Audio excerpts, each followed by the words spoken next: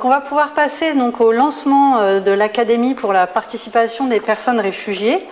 Et pour en parler, j'ai le plaisir d'accueillir Paolo Artini, qui est donc représentant du Haut Commissariat des Nations Unies pour les réfugiés en France et à Monaco, et Alain Régnier, délégué interministériel à l'accueil et l'intégration des réfugiés. Donc je vous cède la place.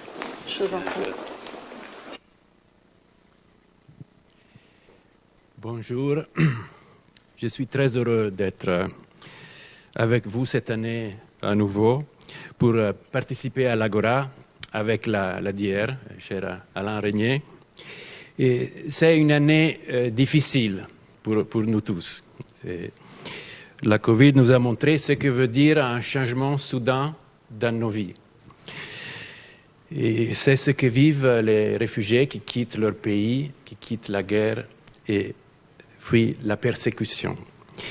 Et cette période a été effectivement très compliquée pour les personnes, les 80 millions de personnes qui sont déracinées dans le monde. Malgré l'appel du secrétaire des Nations Unies pour un cessez-le-feu global, mondial, les guerres, les persécutions, les crises se sont poursuivies. Et donc, la Covid, en effet, a un impact catastrophique pour les réfugiés, dans différents domaines, notamment l'accès à la santé, pour l'accès à la santé des enfants réfugiés. Les filles en particulier, on l'a montré dans une tribune publiée récemment, risquent en effet d'être privées définitivement, pour certaines d'elles, de l'accès à l'éducation. Et donc il faut vraiment agir ensemble. En réponse à la crise sanitaire au niveau mondial, le HCR a vraiment soutenu l'inclusion des réfugiés dans les plans nationaux des réponses. Et ici en France, on l'a fait. Donc, à côté de la DIR, le HCR s'est mobilisé grâce aussi aux partenaires associatifs et du gouvernement pour donner la bonne information à tout le monde en de langues différentes et via la plateforme réfugiés.info de la DIR et d'autres initiatives dans le domaine de la santé. Et ces derniers mois, nous avons vu les réfugiés vraiment contribuer d'une façon très positive à la réponse au Covid. Nous l'avons constaté, ils se sont distingués pour des actes de solidarité, des cours de langue en ligne, des distributions de repas, de fabrication des masques. Et donc, les réfugiés étaient au milieu de l'action, malgré la Covid a eu un impact très fort aussi sur la situation socio-économique des réfugiés. Et je salue aussi ici tous les acteurs du gouvernement, mais aussi du secteur privé et associatif, qui ont continué à se mobiliser pour faciliter l'accès à l'emploi pour les réfugiés, ce qui est très important. Et cet engagement de toute la société, en effet, c'est au cœur du pacte mondial sur les réfugiés et aussi des engagements qui étaient pris au premier forum mondial sur les réfugiés qui a eu lieu en décembre l'année dernière.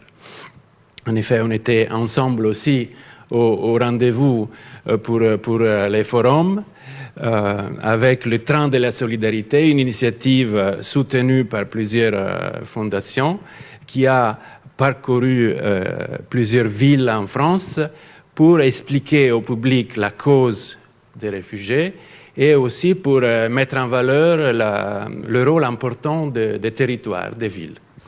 Donc on est particulièrement heureux d'être ici à Lyon, donc une ville où il y a de très belles initiatives aussi pour les réfugiés. Je voudrais mentionner un exemple, par exemple, l'arrivée de deux étudiants qui étaient réfugiés au Niger, qui ont obtenu des bourses d'études et pour poursuivre leur action, pour avoir de la formation dans l'action humanitaire, et grâce, encore une fois, à une association lyonnaise, Forum Réfugiés, et à l'action de l'ambassade française au Niger et aussi du HCR. Donc, je suis là et je viens au thème de la participation des réfugiés pour souligner l'importance de la participation des réfugiés. A été dit, la participation des réfugiés est vraiment la méthode plus utile, plus efficace pour trouver tous ensemble des solutions. Donc, très important dans le contexte du travail du HCR. Et aujourd'hui, voilà, nous publions un rapport et le titre est « Il faut qu'on y arrive ensemble ». Et c'est la citation du réfugié bénévole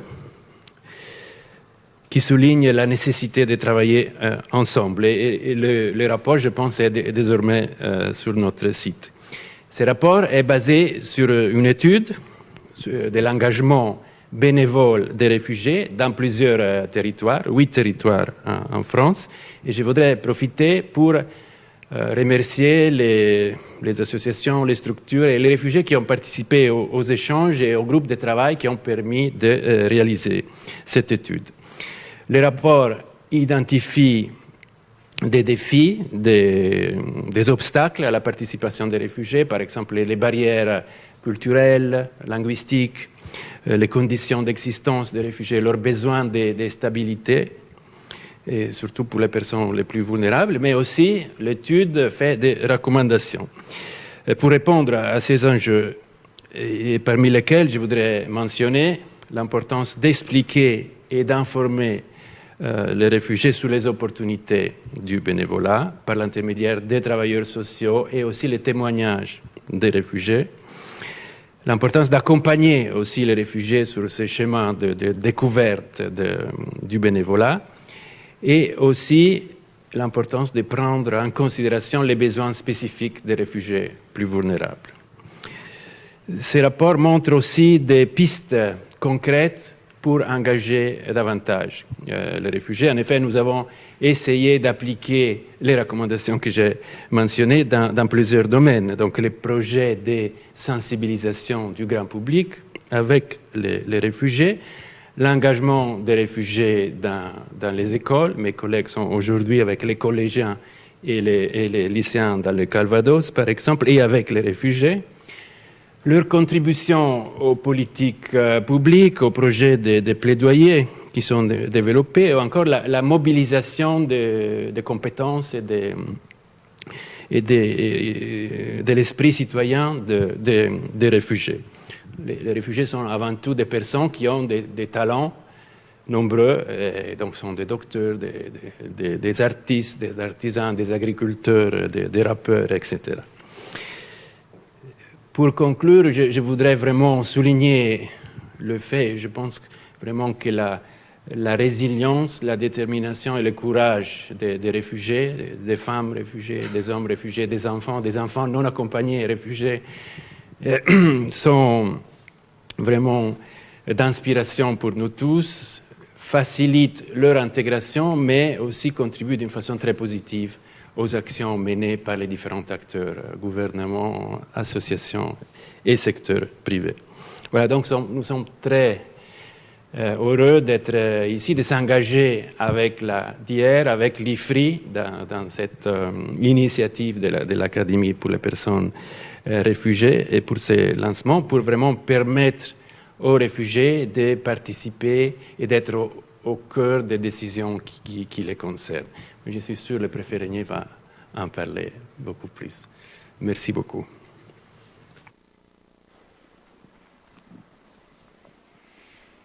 Merci Paolo, merci à tes équipes et à tout ce qu'on a fait depuis presque 3 ans maintenant ensemble.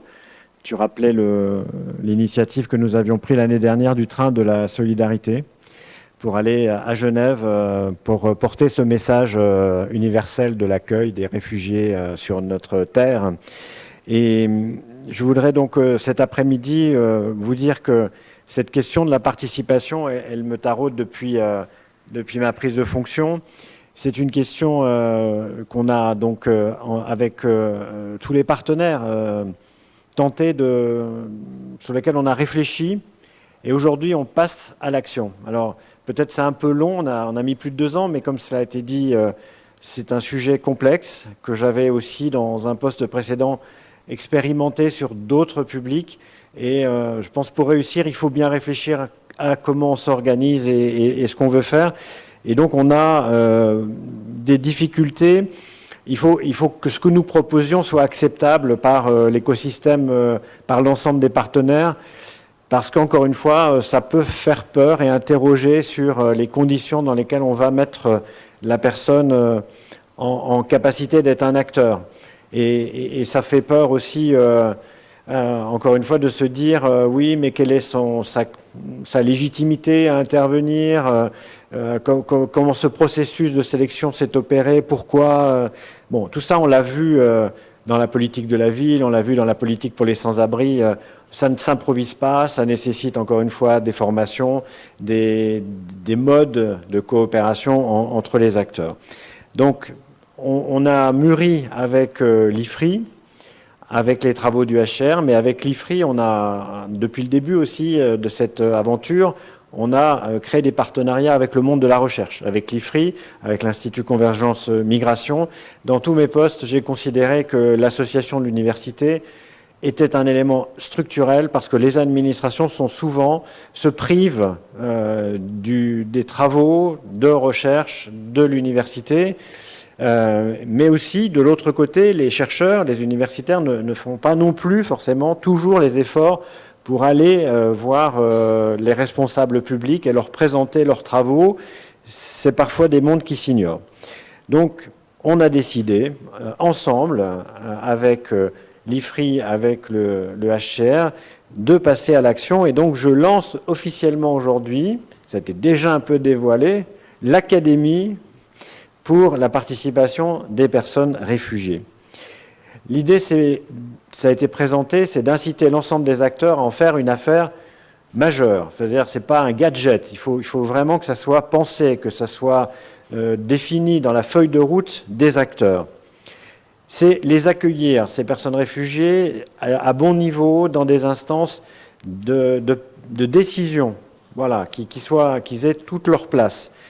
Donc, pourquoi il faut le faire? Parce qu'encore une fois, c'est parcours d'exil. C'est le mot anglais ability est difficile à traduire en français, mais toutes les personnes qui ont traversé ces migrations, ce parcours d'exil, ont développé des talents formidables. Alors certains avaient déjà des talents académiques, mais le talent humain, la patte humaine, c'est fondamental et ils ont beaucoup de choses à apporter à notre société. Donc nous allons les former à la prise de parole, à la compréhension. Dans cette salle où on n'est pas très nombreux, on est habitué entre nous à parler en sigles. Voilà, donc il y a beaucoup de choses qui sont incompréhensibles pour...